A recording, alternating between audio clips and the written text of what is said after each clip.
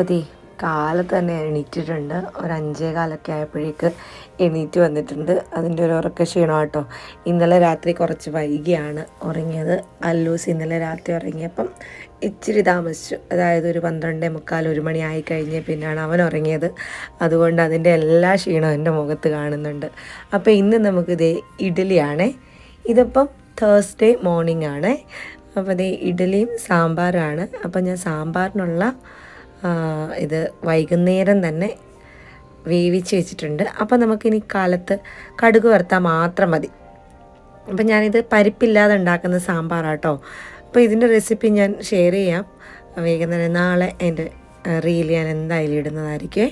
അപ്പോൾ നമുക്ക് ഇഡലിയുടെ മാവൊക്കെ നന്നായിട്ടൊന്ന് പൊന്തി വന്നിട്ടുണ്ടായിരുന്നു. ഇനി അതിലേക്ക് ആവശ്യത്തിന് ഉപ്പൊക്കെ ചേർത്ത് വെച്ചിട്ട് നമുക്ക് വേവിക്കാനായിട്ട് വയ്ക്കാം.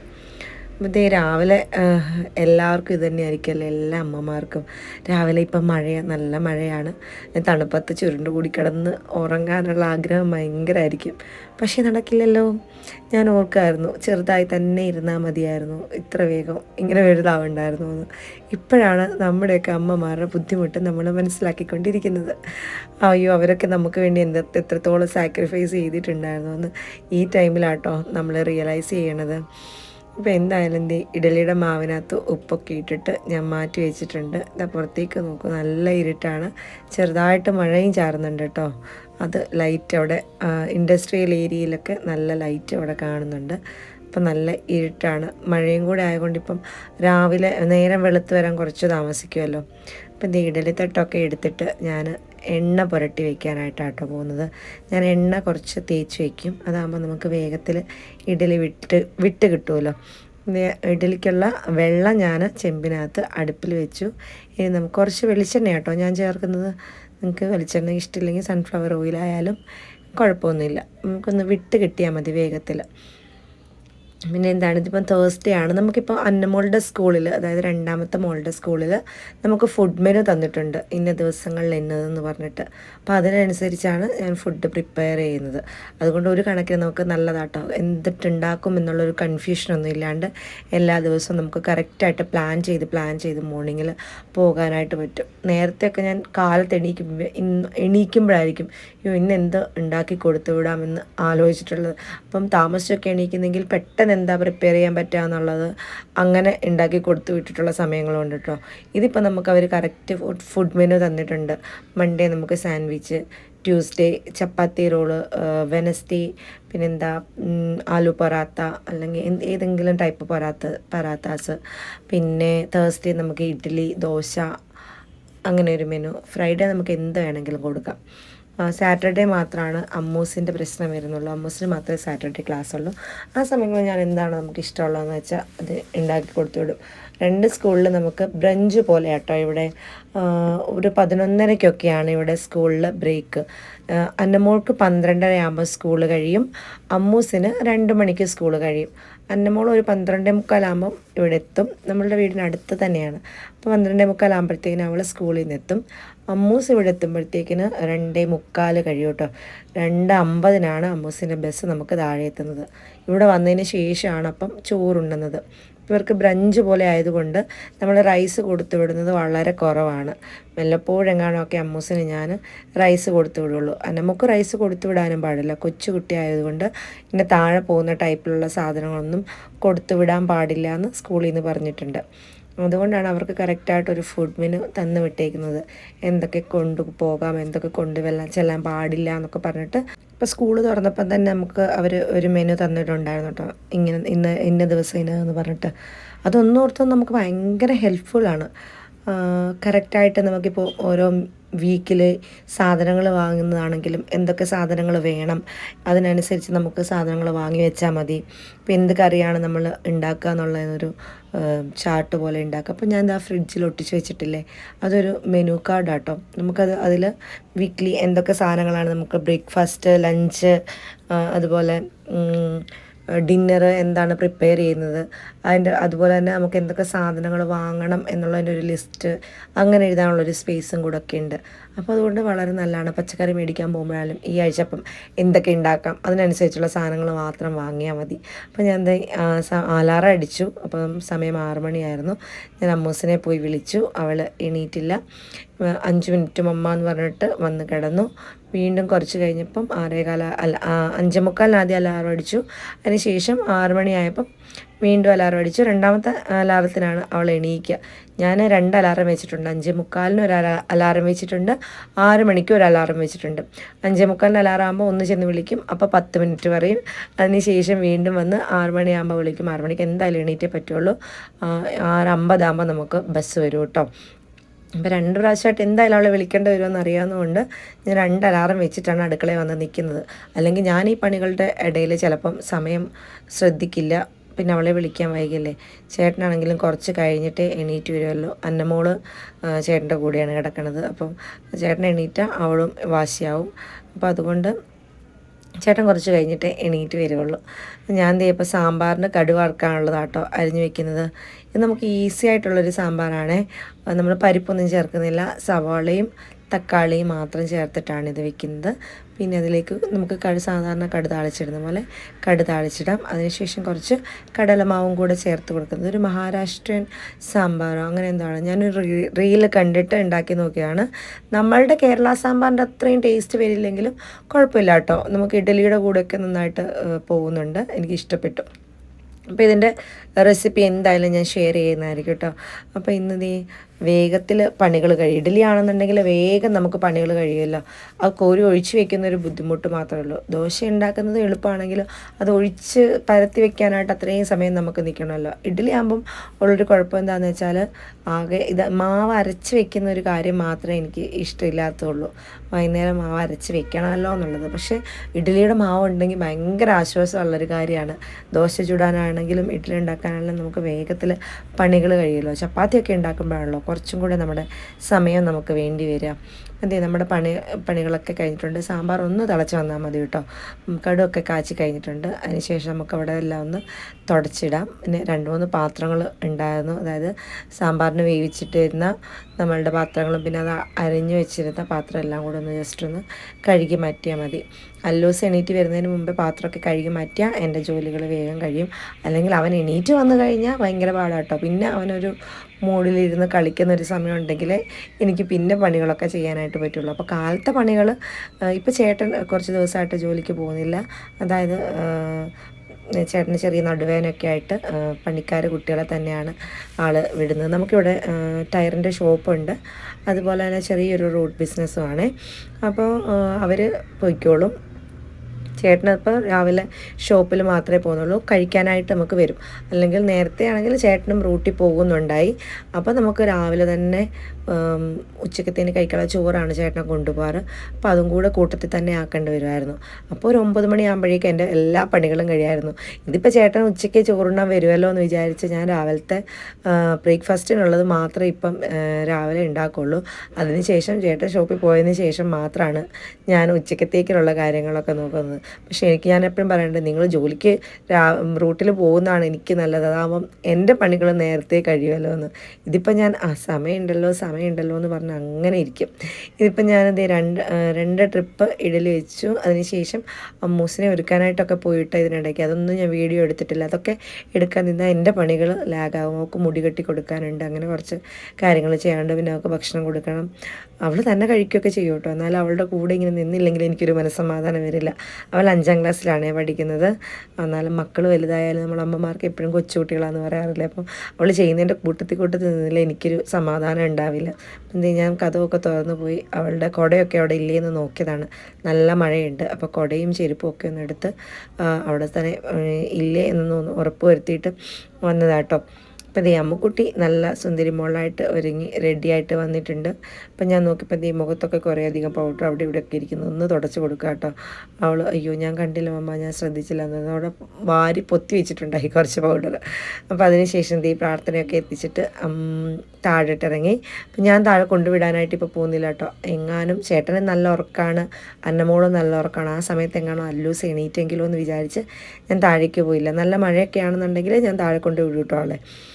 പിന്നെ വലിയ വെയിറ്റ് ഉണ്ടായില്ല. എന്നും ഉമ്മയൊക്കെ തന്നിട്ടേ പോവുള്ളൂ കേട്ടോ അവൾ. അപ്പോൾ ഇത് നമ്മുടെ അമ്മുക്കുട്ടി സ്കൂളിലേക്ക് പോകാനായിട്ട് റെഡിയായി. അപ്പോൾ വെളിയിൽ നിന്നിട്ടാണ് പറയുന്നത്, മമ്മ ഇന്നെനിക്ക് ഹിന്ദിയുടെ ഡിക്റ്റേഷൻ ഉണ്ട്.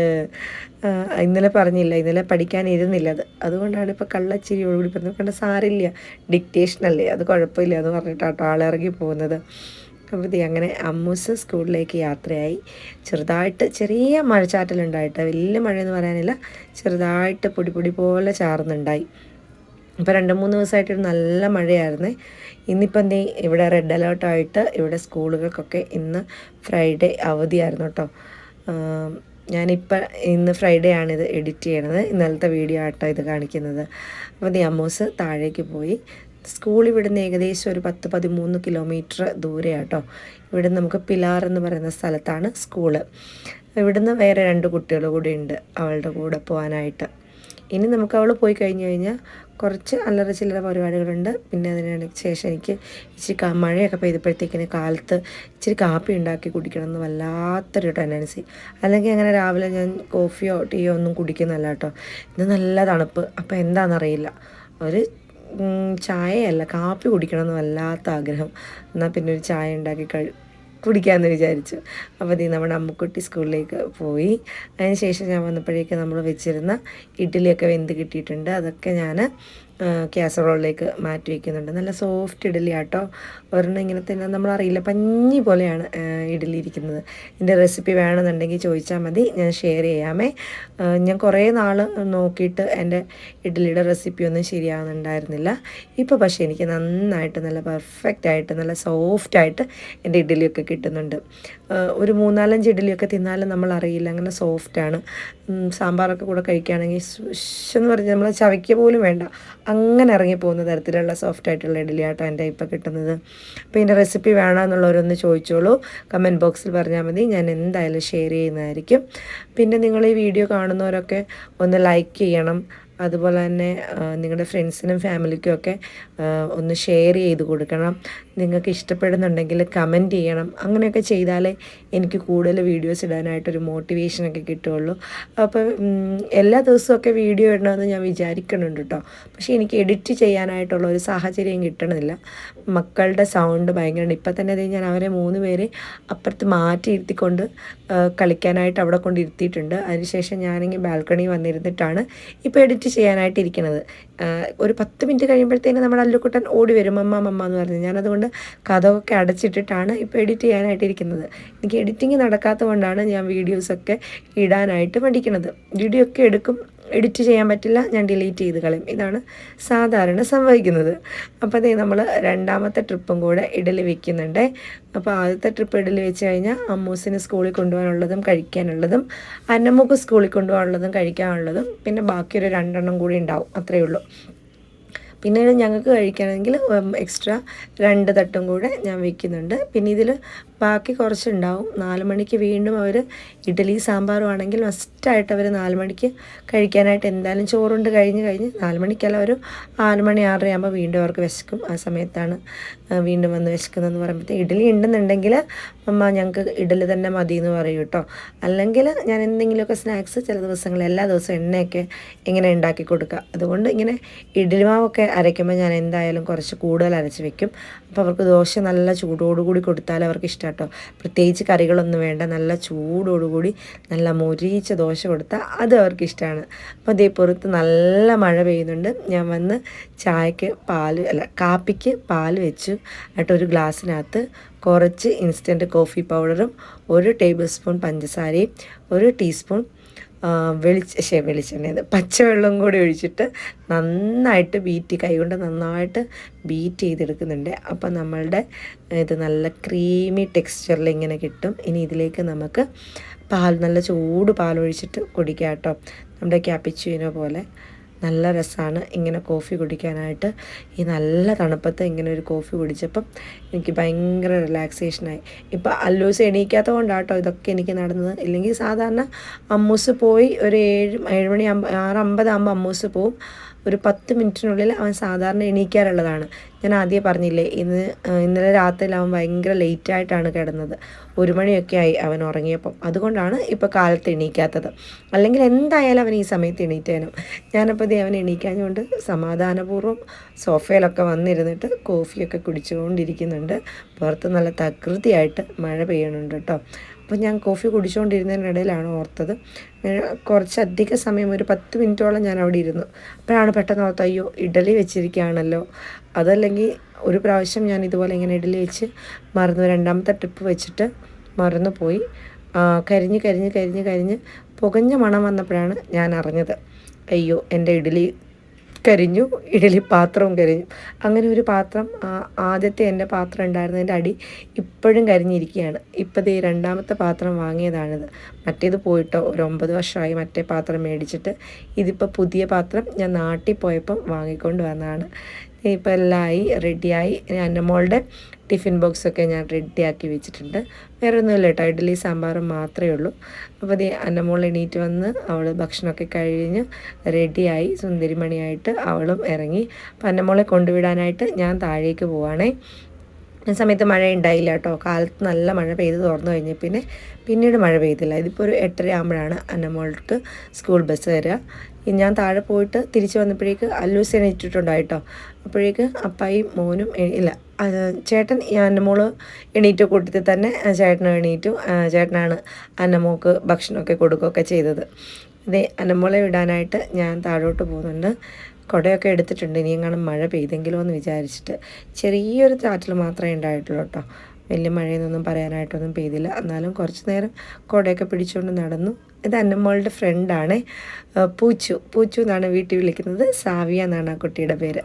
അപ്പം അന്നമോള് പൂച്ചും കൂടെ അവിടെ കുറേ ഫ്ലവർ നിൽപ്പുണ്ട്. അതിൽ നിന്ന് കോളാമ്പിയുടെ പൂവാണ്. കോളാമ്പി പൂവൊക്കെ പറിച്ചുകൊണ്ട് വന്ന് നിൽക്കുന്നുണ്ട്. ടീച്ചേഴ്സിന് കൊടുക്കാനാന്ന് പറഞ്ഞിട്ട് നിൽക്കുക.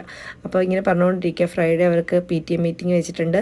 പിന്നെ അത് കഴിഞ്ഞിട്ട് സാറ്റർഡേ സൺഡേ അങ്ങനെ 3 ഡേയ്സ് ഞങ്ങൾക്ക് ഹോളിഡേയ്സ് കിട്ടുമെന്നൊക്കെ പറഞ്ഞുകൊണ്ട് നിൽക്കുകയാണ്. അപ്പോൾ അന്നമോളുടെ വണ്ടി വന്നു. ഇന്ന് ബസ്സല്ല കേട്ടോ, ഇന്ന് അന്നമോൾക്ക് മറ്റേ ഒമിനി കൊണ്ടാണ് ആൾ വന്നത്. അപ്പോൾ അന്നമോളും അങ്ങനെ സ്കൂളിലേക്ക് പോയി.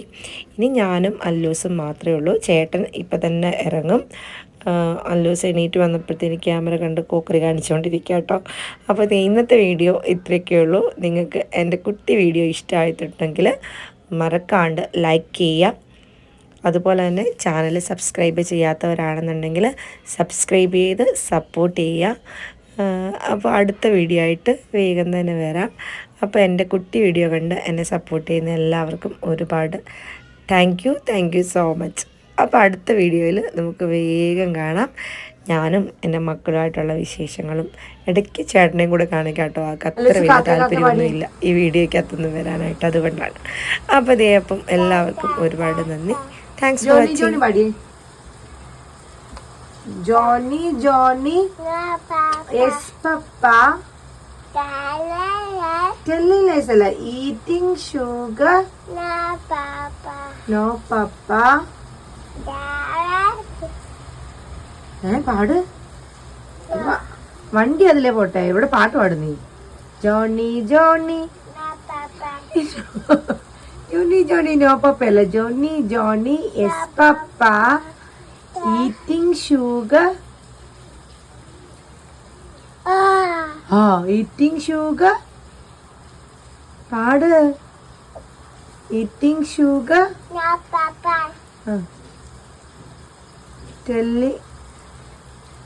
Telling പാട്. Telling. അയ്യോ മമ്മയ്ക്ക് അറിയില്ല. ലൂസ് പാടിക്കേ. Telling lies പാടിയേ. Telling lies പാട്. Hello. Telling lies. No. Telling lies പാടും അല്ലു. Telling lies.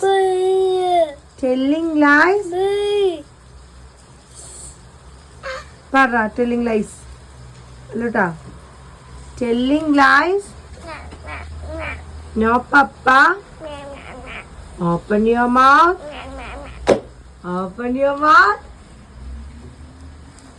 അല്ലൂട്ടാ, നമുക്ക് പാട്ട് പാടാം. Johnny പാടിയേ. Johnny, Johnny. No, Papa. Eating sugar. No, Papa. Telling lies. No, Papa. Open your mouth.